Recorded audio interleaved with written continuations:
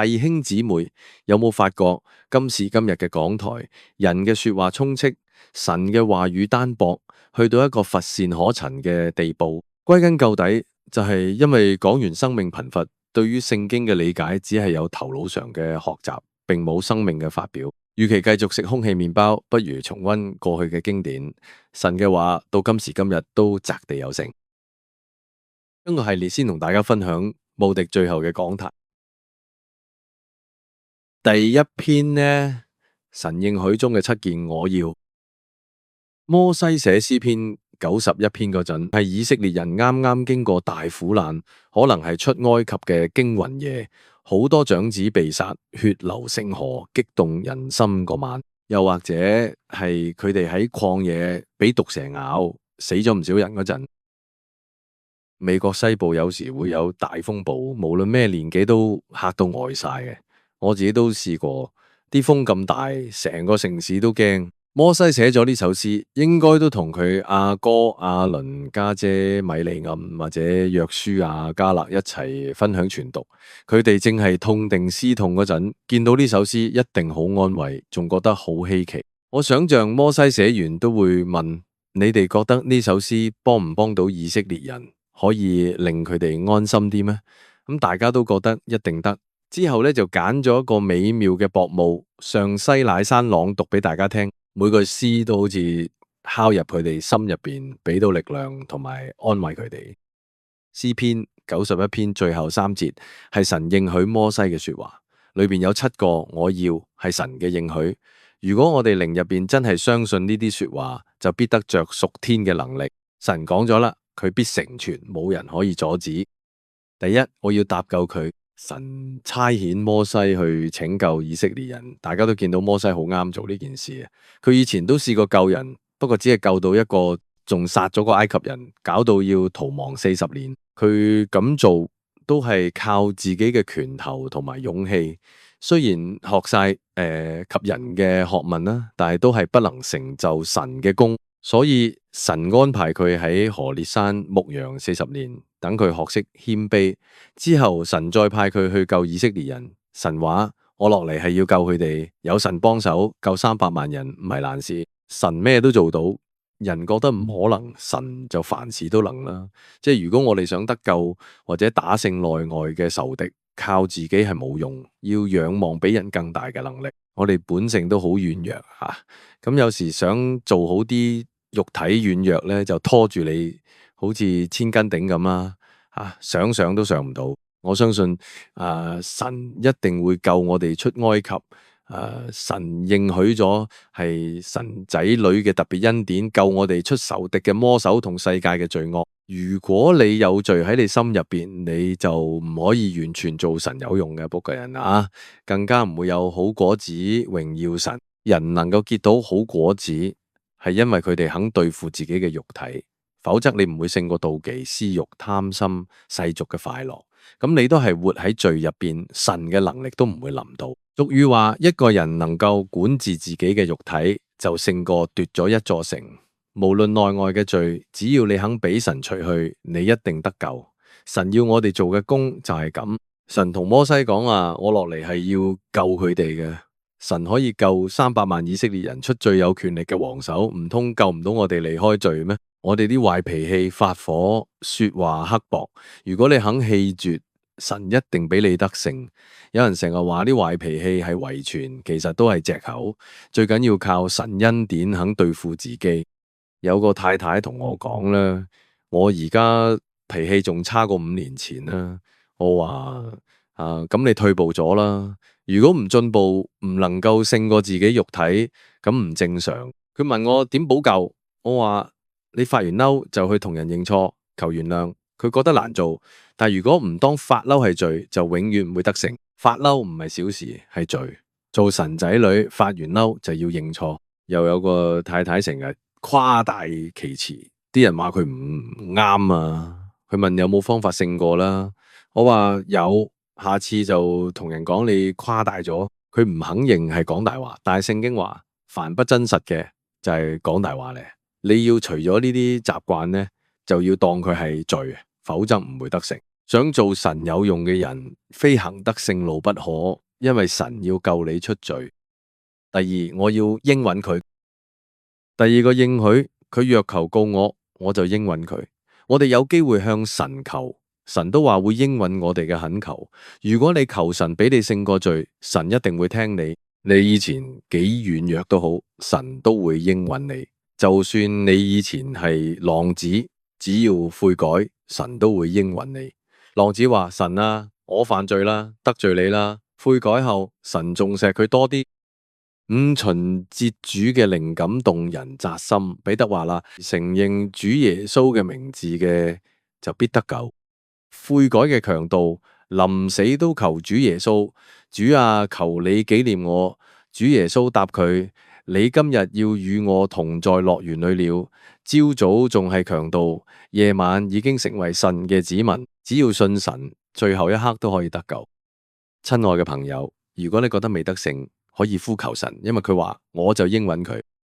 有個年老傳道人做手術，唔知會唔會醒，佢都祈禱：神啊，求你管理我靈魂，如果我死咗就接我走。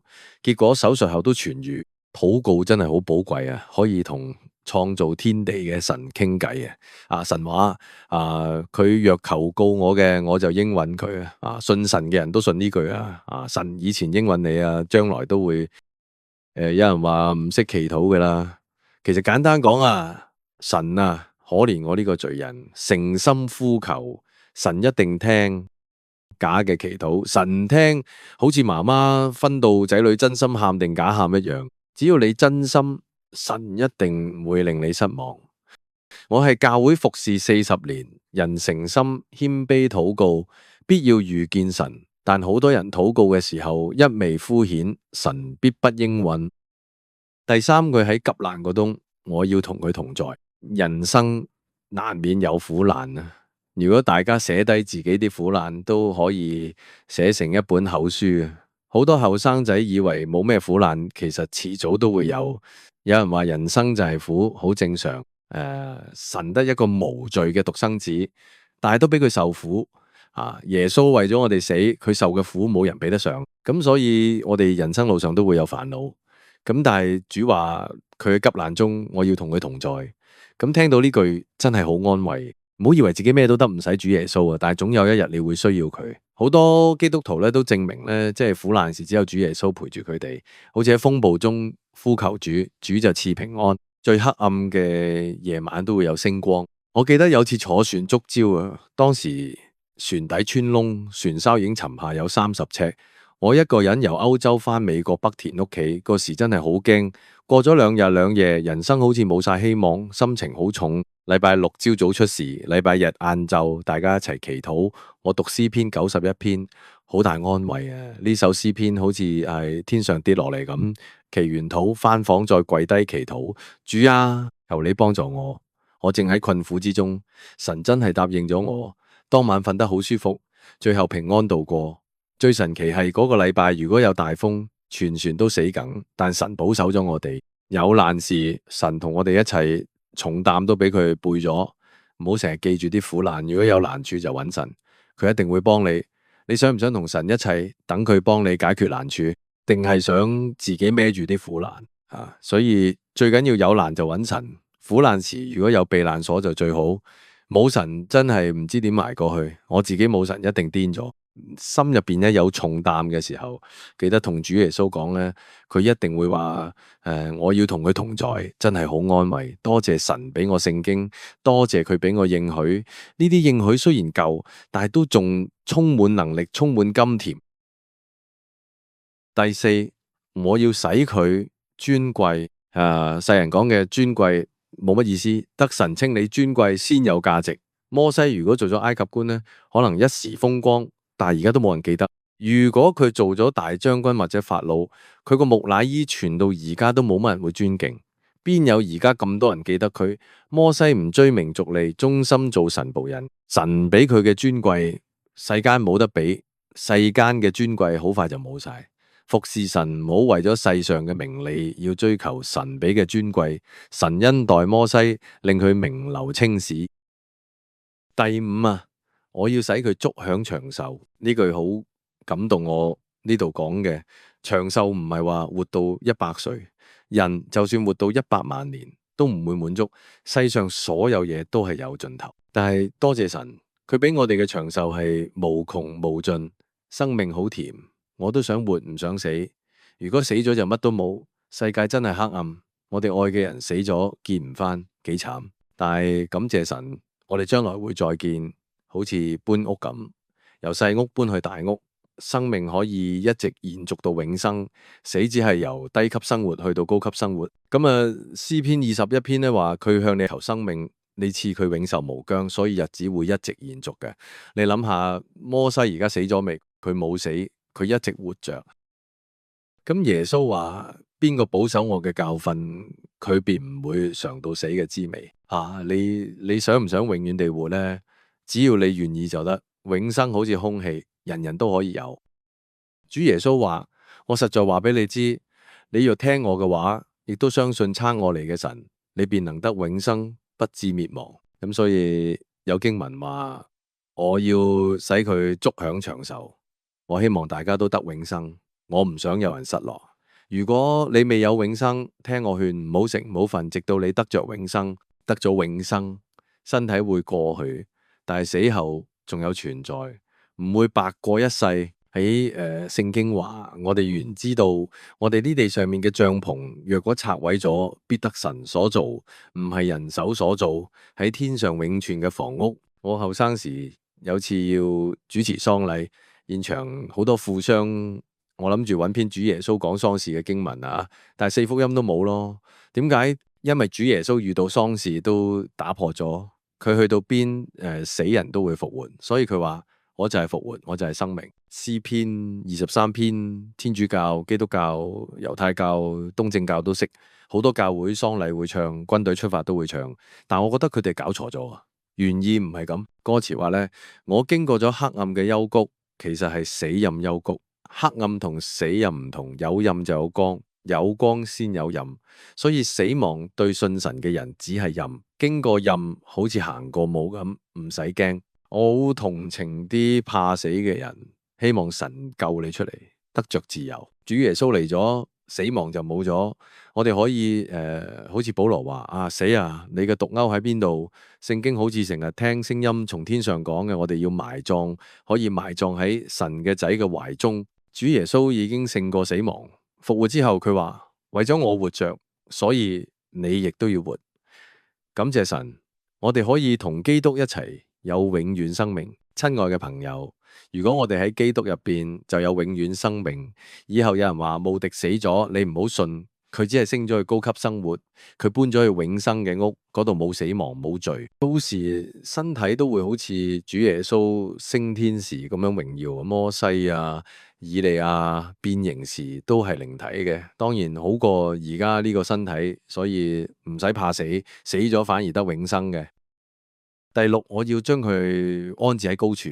神唔只可以令我哋高過天使，仲可以同佢嘅獨生子一齊。我哋係永生神所選召嘅兒女，世上王子都唔可以同國王同坐，但天上唔同，基督升天後坐係父神嘅右邊。諗到呢個應許，真係覺得好甜蜜啊！咁我要將佢安置喺高處，所以身邊有朋友離世，我哋理應開心，因為佢已經進入咗神嘅國度。第七，我要將我嘅救恩顯明俾佢。呢句咧都係神甜蜜嘅應許。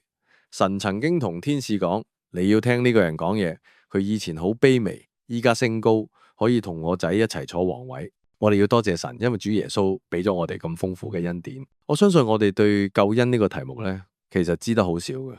主耶穌喺世上嘅時候話，有好多嘢想同門徒講，但係佢哋未準備好。等我哋升天，身體着上永生，靈性完全，就會明白晒。神會俾我榮耀上加榮耀，睇得明佢完全嘅救法。摩西喺主耶穌變化山上嘅時候，知道嘅嘢一定多過佢生前。主耶穌嗰陣已經同佢講要去耶路撒冷受難。摩西一聽就明，主耶穌指示佢嘅嘢，佢都可以領悟。摩西有咗榮耀嘅身體，就能夠明白主耶穌所成全嘅救恩。今集先同大家講到呢度。如果大家中意嘅，麻煩撳一下訂閱嘅鐘仔，我哋下次再分享。